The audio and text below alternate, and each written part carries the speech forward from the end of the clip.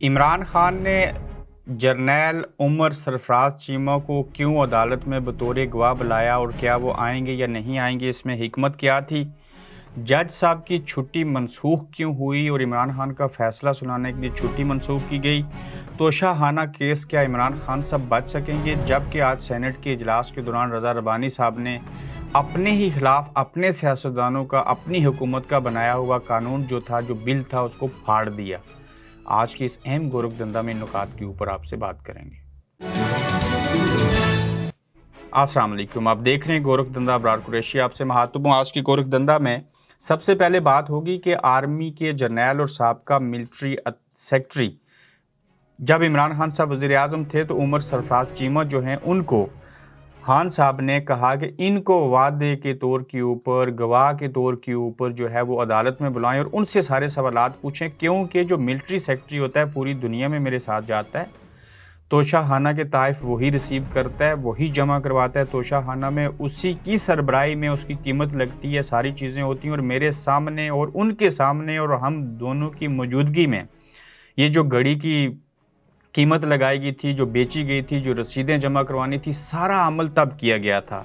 यहाँ पे मैं एक चीज़ बता दूं कि जब ये कहा था ख्वाजा आसिफ साहब ने कि 2018 के बाद 19 में ही हमें हुकूमत देने का वादा कर लिया गया था, हमने खुद पीछे हटे और कोविड आ गया था जिस वजह से खान साहब बच गए। और ऊपर से 2019 के मेरे टॉक शो में इसाक डार साहब ने कहा था कि मुझसे 2 स्टार और 3 स्टार्स ना सिर्फ आर्मी के हाजिर सर्विस जर्नैलों ने माफ़ी मांगी, बल्कि जो साबिक चीफ जस्टिस हैं साकिब निसार, उन्होंने भी माफ़ी मांगी। और ये ख़ुद हमने सबूत देखे भी कि इनके माफ़ी नामे थे कि हमने इमरान को लाया, गलती होगी, ये बड़ा सख्त मजाज आदमी है, लिहाजा मियाँ साहब से कहें हमें माफ़ कर दें, फ़लाँ चीज़ें, वो लंबी बहस है। और यही वजह थी कि तोशाखाना केस ही इनको मिला और जिसमें इमरान खान साहब ने कहा कि जो इस वक्त के मेजर जनरल हैं उमर सरफराज चीमा, उनको बुलाएं। और अब पता चला है कि जब इमरान ने वो आर्मी, वो फौज जो कि सिविलियन को अपनी अदालतों में बुलाती है और किसी कानून के तहत आज तक हुआ ही नहीं कि कोई फौजी कोई जुर्म कर ले या ना करे या किसी भी केस के अंदर ज़रूरत के पेश नज़र आम अदालतों में पेश हो, कभी हुए ही नहीं।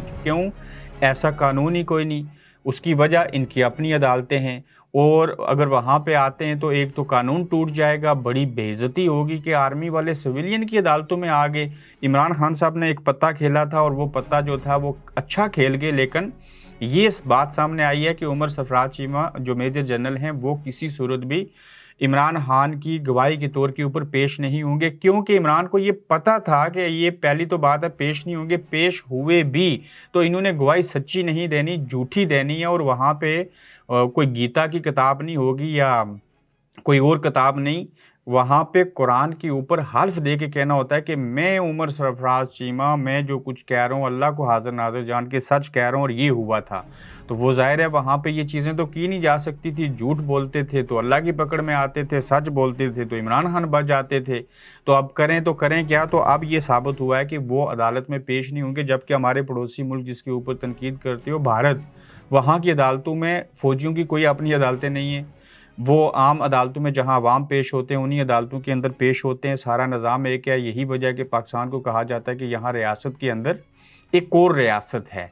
तो अब आर्मी के जो जर्नैल जिनको इमरान खान साहब ने कहा कि अदालत में बुलाओ और उनसे पूछ लो, तो इन्होंने खुद जो है वो कई दर्जन तोहफे लिए हैं। अपनी बेगम के लिए 10 लाख, अपने लिए 10 लाख रुपए की घड़ी 50% पैसे दे के, चूँकि इमरान खान साहब ने यह कानून बनाया था 50% वाला, पहले 20% था। फिर अपनी एहलिया के लिए 7,15,000 रुपीज़ की भी घड़ी ली इन्होंने। मिलिट्री सेक्रेटरी जो होता है, अगर ये तोशाखाना में तोहफे जो मिलते हैं जमा भी करवाते हैं, उसकी अदाद व शुमार उनके पास होते हैं, कहाँ से चीज़ है, इसकी मालियत क्या है, कितने फ़ीसद दे के लेना है। तो ये आ जाएं अदालत में और बता दें इमरान खान ने क्या गलत किया और क्या सही किया और इसी के ऊपर फैसला हो जाएगा। मगर ये नहीं आएंगे। उसके बदले में क्या होता है कि मैं शुरू से कहता हूँ कि अगर ये तोशाखाना भारत का मुल्क जो है वो इन पैसों से गरीबों को बढ़ाता है, अवाम की फलाह बहबूद के ऊपर लगाते हैं, तो ये माज़रत के साथ बेगैरत सियासतदान आर्मी के जर्नैल और हमारी ब्यूरोक्रेसी क्यों लेती है इनको? ये गरीबों के ऊपर पैसा लगाए ना। इमरान खान ना लेके जाता या नवाज शरीफ साहब कारपेट और गाड़ियाँ जरदारी साहब ना लेके जाते तो होना क्या था, ये भी आप जहन में रखें। उसमें इसके ऊपर कोई जो बिड होती है, जो बोली लगती है, उसमें अवाम शामिल नहीं है, उसमें सियासतदान भी शामिल नहीं है, उसमें सिर्फ ब्यूरोक्रेट نہیں، پہلے آرمی کے افسران، ساتھ میں بیوروکریٹ، پھر عوام جائے بھاڑ میں، سیاستدان بھی شامل نہیں ہیں، اور ان کا یہ حق ہے کہ وہ بولی جب لگے ان کی مرضی کے لگے اور وہ چیزوں کو لے جائیں. تو اس مینس کہ اگر زرداری صاحب گاڑیاں، نواز شریف صاحب کارپیٹ اور یہ ساری چیزیں جو انہی کو تحفے ملے تھے وہ عمران خان صاحب گڑی سمیت جتنے توشہ خانہ کے تحفے تھے وہ نہ لے کے جاتے تو ان کو آرمی کے جرنیل اور بیوروکریٹ لے کے چلے جاتے اور کوڑیوں کے بھاؤ لے کے جاتے. تو اب اگر عمران خان نے اپنے ہی آپ کو ملا ہوا تحفہ 20% کے بجائے 50% دے کے لے گئے ہیں، مسئلہ کیا ہے؟ رسیدیں لیٹ جمع کروائی فلاں چیز کی، تو بلائیں وہاں پہ جو اس وقت کے ملٹری سیکرٹری تھے ان کے وہ سارا دودھ کا دودھ اور پانی کا پانی ہو جائے گا، مگر ان کو نہیں بلایا جائے گا. بھائی جان، پاکستان کے اندر ایسا کوئی سرے سے قانون موجود ہی نہیں ہے. پھر دیکھیے کہ ہمایوں دلاور خان جو جج ہیں جنہوں نے 4 گھنٹے عمران خان کو ذلیل کروایا، کھڑے رکھ کے کہا دوبارہ آ جانا، شٹ اپ کہا، آگے سے یو شٹ اپ کا جواب ملا. سوشل میڈیا کے اوپر پوسٹیں دیکھی گئیں، فیس بک پہ عمران کے خلاف جو تھی وہ پوسٹیں لگاتے رہے، اور اب انہوں نے 1 اگست سے لے کے 5 اگست تک جو تھی ان کی چھٹیاں تھیں، انہوں نے وہ چھٹیاں خود ہی منسوخ کر دیں اور کہا ہے کہ یہ کیس زیادہ ضروری ہے اور عمران خان کے خلاف انہوں نے فیصلہ دینا ہے. اوپر سے یہ توشہ خانہ کا جو کیس ہے یہ سپریم کورٹ کے اندر بھی زیر سماعت ہے، اور کیا عمران خان صاحب سپریم کورٹ سے بچ سکیں گے یا نہیں بچیں گے یہ عمر عطا بندیال صاحب فیصلہ کریں گے. اور عمر عطا بندیال صاحب اگر تو ڈر گئے، خوف کھا گئے، بلیک میل ہو گئے، پھر تو خیر نہیں ہے. ان کے وکلا جو ہیں عمران خان صاحب کے، ان کے بقول یہ ہے کہ تو ہمیں بڑی امید ہے، ہم بڑی تعریف کرتے ہیں، ہم داد دیتے ہیں عمر عطا بندیال صاحب کو، جنہوں نے اس جج کے اوپر جب ہم نے عدم اعتماد کیا تو وہ وہاں پہ کیس سن رہے ہیں، اور اس کے باوجود عدم اعتماد ہونے کے باوجود جو ہے خان صاحب کو ہائی کورٹ کے جج ہمایوں دلاور خان بلا رہے ہیں، اور وہ چاہتے ہیں کہ میں فیصلہ کروں، میں ان کو نااہل کروں. اگر انہوں نے کر بھی دیا تو یقیناً سپریم کورٹ جو ہے وہ ان کے فیصلے کو بحال کرے گی. لیکن اس میں ایک ٹیکنیکل نقطہ یہ ہے کہ یہ کرنا اس لیے چاہتے ہیں چونکہ نواز شریف صاحب بھی نائل ہیں، ان کو سپریم کورٹ نے نائل کیا تھا، سپریم کورٹ سے اوپر بڑی عدالت تو صرف اللہ کی ہے، وہ فیصلہ تو مرنے کے بعد انصاف ملتا ہے.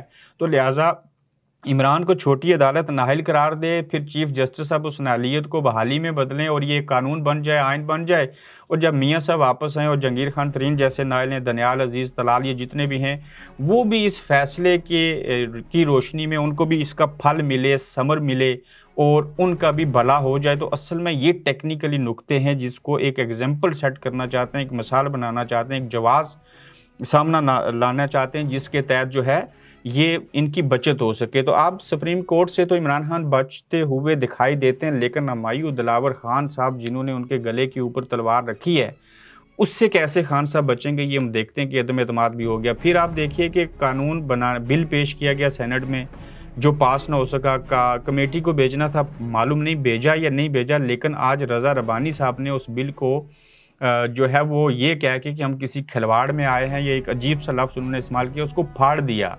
حکومت اپنے ہی بنائے ہوئے بل اور اپنے ہی پیش کیے ہوئے بل کے خلاف حکومت بول رہی ہے، یعنی کہ یہی پیپلز پارٹی کا بندہ بل پیش کر رہا ہے، چیئرمین سینٹ کے سامنے پیش کر رہا ہے، وہی پیپلز پارٹی اس بل کی مخالفت کر رہی ہے. رانا ثناءاللہ صاحب بل لے کے گئے، بعد میں انٹرویو میں کہا کہ ہمیں تو رات کو سونے سے پہلے سوچا اور سمجھ آئی کہ یہ تو ہمارے خلاف بھی استعمال ہو سکتا ہے.